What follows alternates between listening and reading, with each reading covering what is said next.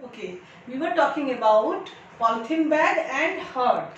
There is a what is the difference between and what is the similarities between these two words? Okay, so let us see.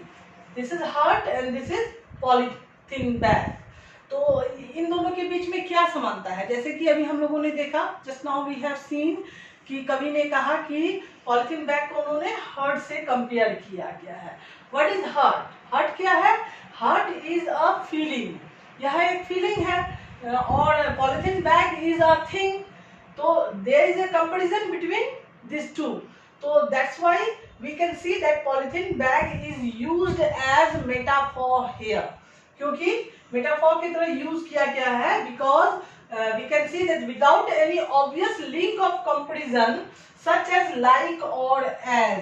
हम लोगों ने यहाँ पर पूरे कविता में कहीं पे भी like या as यूज नहीं किया गया है कि hurt as polythene bag या hurt like polythene bag या polythene bag like hurt, इस तरह का वर्ड हम लोगों ने यूज नहीं किया गया है. So that's why it is metaphor. लेकिन कंपैरिजन तो है. हम लोग पूरे पोएम में ही समझा रहे हैं, बता रहे हैं कि पॉलिथीन बैग जिस तरह से मेल्ट होके खत्म नहीं होता है, उसी तरह से हमारे जो अंदर में अगर कोई तकलीफ है वो खत्म नहीं होती है.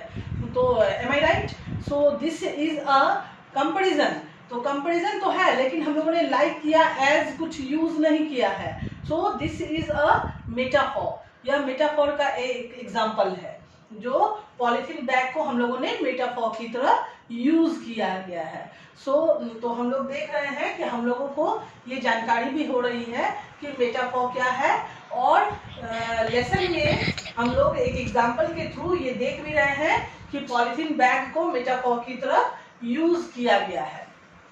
तो मेटाफॉर एक कंपैरिजन को तो बताता है बट विदाउट यूजिंग लाइक और एज. जैसे हम we can take an example, she is the moon of the earth. वह पृथ्वी की चांद है. Is there any literal meaning of moon here? Moon का कोई लिटरल मीनिंग निकलता है क्या यहाँ पर? ये बताइए. No literal meaning here. Moon का मतलब तो चांद होता है, लेकिन हम लोगों ने एक लड़की को कंपेयर किया है चांद से.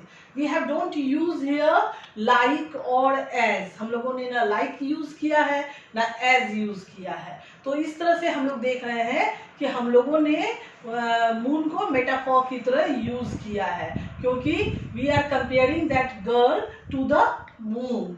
तो ये होते हैं मेटाफॉर का एग्जाम्पल और इसे ही मेटाफॉर कहते हैं. तो हम लोगों ने देखा कि इस कविता के माध्यम से कवि हमें संदेश देना चाहता है कि पॉलिथीन बैग एनवायरनमेंट के लिए बहुत ही खराब चीज़ है. ये कभी मेल्ट होके ख़त्म भी नहीं होती है.